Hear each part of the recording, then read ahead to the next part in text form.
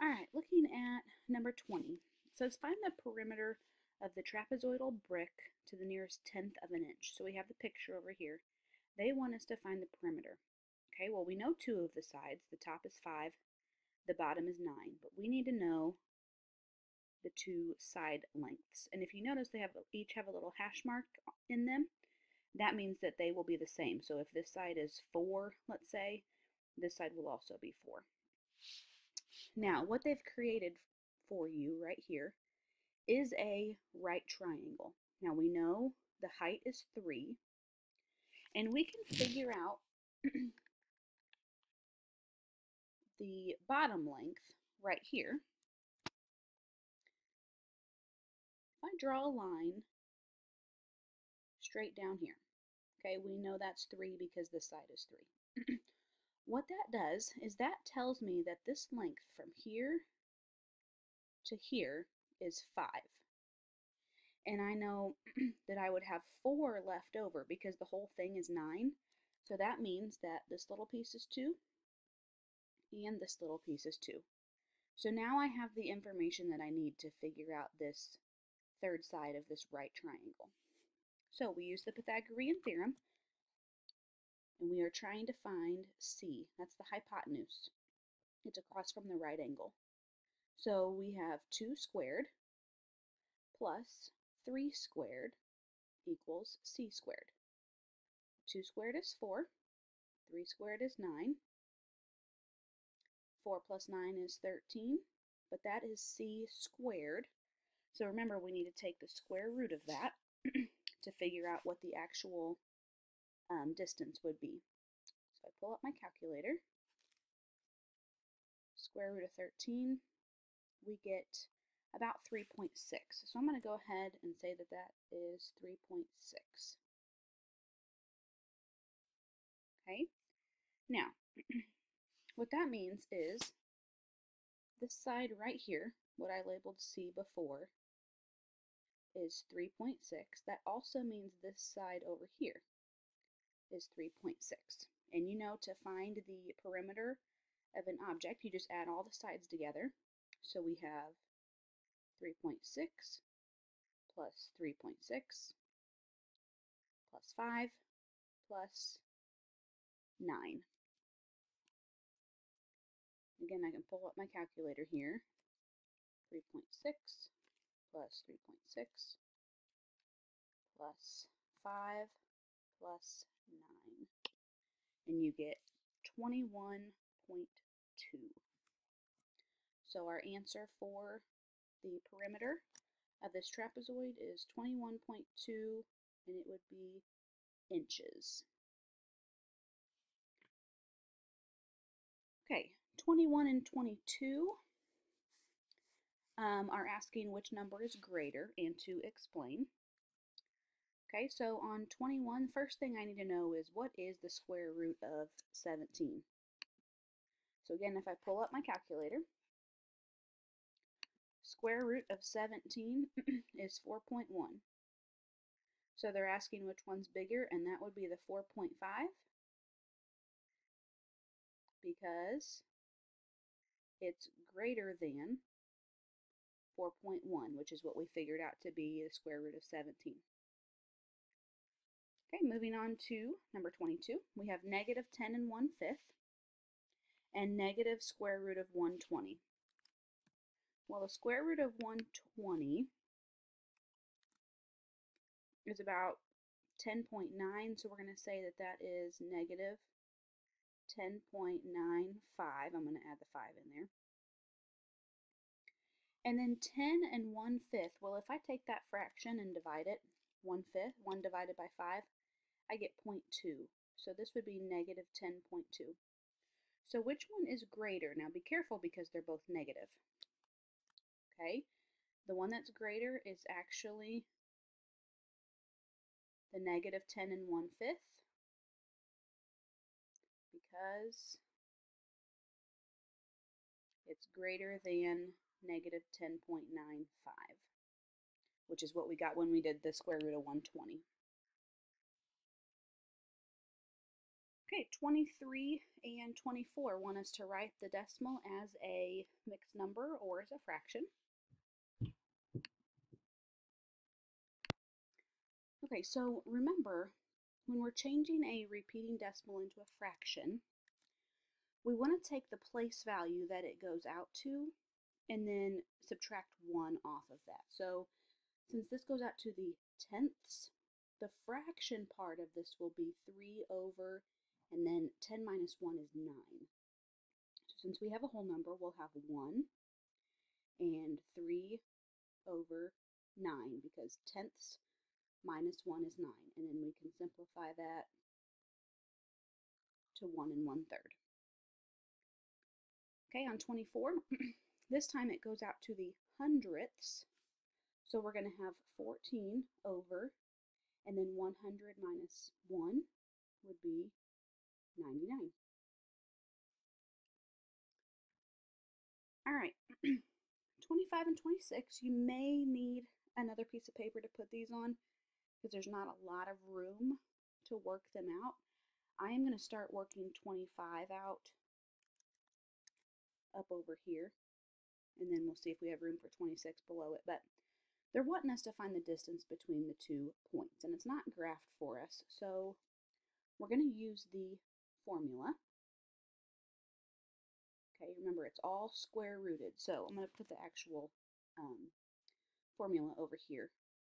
We take the square root, we take x minus x, square it, plus y minus y, and square that, and then you're square rooting the entire thing.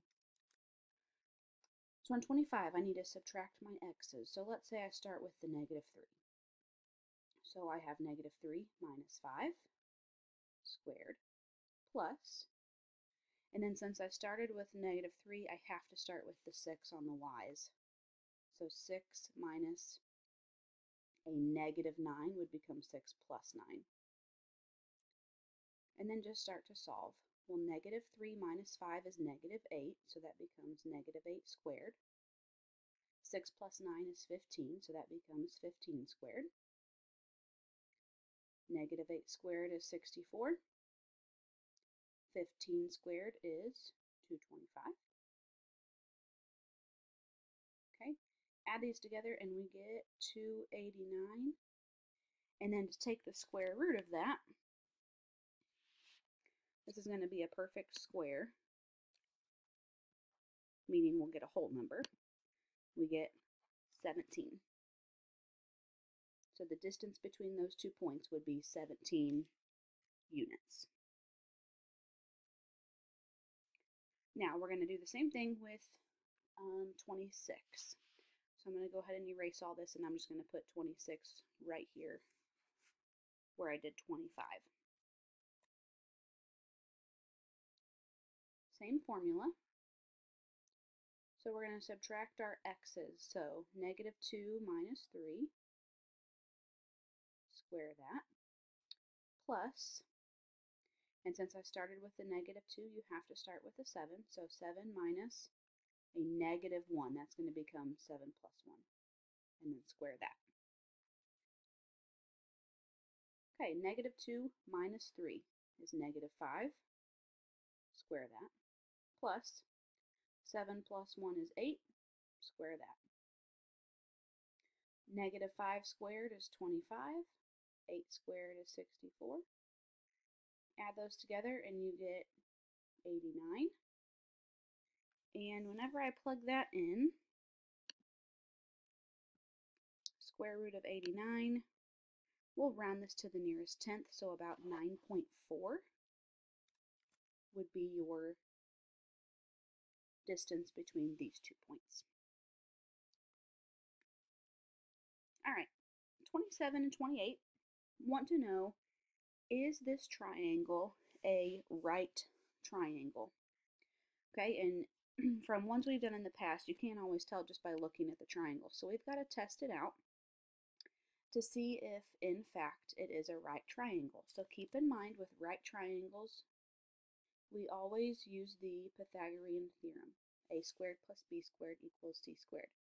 And remember, C is always your hypotenuse, your longest side of the triangle. So whenever I'm working these, I have to make sure I put the biggest number where C is. So if we work 27, my biggest number is 18, so that's going to go where the C is. 4 and 17 doesn't matter.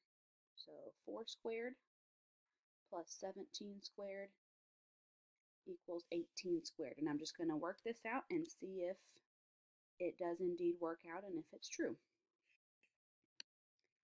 So I know 4 squared is 16. 17 squared is 289. And then 18 squared is 324. Now, whenever we add these two together, 289 plus 16, we get 305. And that is not equal to 324. So we would say no, this is not a right triangle because those two numbers were not equal to each other.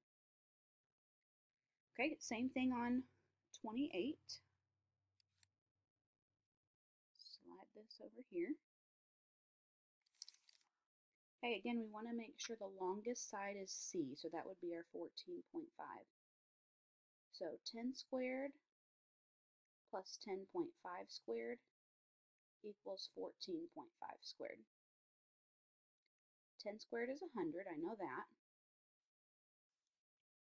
Okay, if I take 10.5 and square it, I get 110.25. And then if I take 14.5 and square it, you get 210.25. Add these two together, you get 210.25. And that is indeed what the other side equals. So, yes, this triangle would be a right triangle because it satisfied the Pythagorean theorem. All right, then finally we have number 29. And we're just simply finding the distance between these 2 points. So earlier we did it where we didn't have a graph. Now we do have a graph. So the first thing I want to do is create a right triangle. And it doesn't matter if you draw your lines down here or if you draw them up over on this side. Does not matter one bit. So let's say I do these. I need to know the length of this horizontal and vertical line. So the horizontal, I'm just simply going to count. 1, 2, 3. And positive, negative doesn't matter because it's a distance, and distance is always positive. Now coming down, 1, 2, 3, 4, 5. And I'm trying to find C. It's the hypotenuse because here's your right angle. So as I plug in my numbers, 3 squared plus 5 squared equals C squared. 3 times 3 is 9. 5 times 5 is 25. Add those together and you get 34 to be C squared, but remember we have to take the square root of that to get C. So if I pull out my calculator, 34, take the square root of that. A big long decimal, but it says round to the nearest tenth. So C would equal 5.8. That 3 tells you to keep it in 8. So the distance between those 2 points would be 5.8. So that completes our study guide for this chapter, and then your test will be next.